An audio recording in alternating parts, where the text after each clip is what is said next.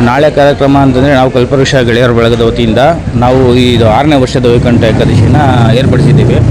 ಬೆಳಗ್ಗೆ ಸುಮಾರು 4 ಗಂಟೆಗೆ ಹೋಮ ಹವನಗಳಿಂದ ಕೂಡಿರುತ್ತೆ. ಆಮೇಲೆ 4:15 ಗಂಟೆ ಭಕ್ತಾದಿಗಳು ದರ್ಶನಕ್ಕೆ ವ್ಯವಸ್ಥೆ ಮಾಡಿಕೊಳ್ಳಲಾಗುತ್ತೆ ಸರ್.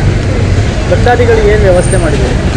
ಪ್ರಸಾದಕ್ಕೆ ಭಕ್ತಾದಿಗಳಿಗೆ ಲಾಡು ಪ್ರತಿ ವರ್ಷದಂತೆ ಲಾಡು ಮಾಡಿಸಿದ್ದೀವಿ. ಲಾಡು ವಿತರಣೆ ಮಾಡ್ತೀವಿ ಸರ್. ಎಷ್ಟು ಭಕ್ತಾದಿಗಳು ಬರುವಂಥ ನಿರೀಕ್ಷೆ?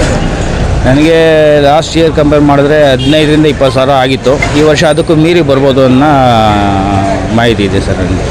ಭಕ್ತಾದಿಗಳು ಎಲ್ಲರೂ ಕೇಳ್ಕೊಳೋದು ಒಂದೇ, ನಿಮ್ಮನ್ನು ಅಷ್ಟು ದೂರ ಕರ್ಕೊಂಡೋಗಿ ಯಾರ ಕೈಲಿ ದರ್ಶನ ಮಾಡ್ಸೋಕ್ಕಾಗಲ್ಲ. ಇಲ್ಲಿ ಸುತ್ತಮುತ್ತ ಯಾವ ದೇವಸ್ಥಾನಗಳಿಲ್ಲ, ವೆಂಕಟೇಶ್ವರಂದು ಹತ್ತಿರ ಇದೆ.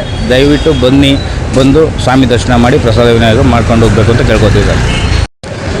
ನಮಗೆ ಇನ್ನೊಂದು ಇಲ್ಲಿ ಕಾರ್ಯ ಮಾಡೋಕ್ಕೆ ಸ್ಫೂರ್ತಿ ಅಂತಂದರೆ ನಮ್ಮ ಕ್ಷೇತ್ರದ ಶಾಸಕರಾದಂಥ ಎಸ್ ಮುನರಾಜಣ್ಣವರು, ಅದೇ ರೀತಿ ನಮ್ಮ ಪಾಲಿಕೆ ಸದಸ್ಯರಾದಂಥ ಎಚ್.ಎನ್. ಗಂಗಾಧರ್ ಅವರು, ಹಾಗೂ ನನ್ನ ಬೆನ್ನೆಲುಬಾಗಿ ನಿಂತಿರ್ತಕ್ಕಂಥ ಇಲ್ಲಿ ಹೇಮಂತ್ ಇರ್ಬೋದು, ಸ್ವಾಮಿ ಇರ್ಬೋದು, ನಾಗರಾಜ್ ಇರ್ಬೋದು, ನಮ್ಮ ವಿಶ್ವಣ್ಣ ಇರ್ಬೋದು, ನಮ್ಮ ಭರತ, ರಾಮು, ಮಧು ಇವರೆಲ್ಲರೂ ಇರ್ಬೋದು, ನಮ್ಗೆ ತುಂಬ ಸಹಕಾರ ಮಾಡ್ತಾರೆ. ಹಂಗಾಗಿ ಅವರೆಲ್ಲ ಸಹಕಾರದಿಂದ ಇವತ್ತು ಈ ಕಾರ್ಯಕ್ರಮ ಇಷ್ಟೊಂದು ಅದ್ದೂರಿಯಾಗಿ ಮೂಡಿ ಬರ್ತಿದೆ ಸರ್.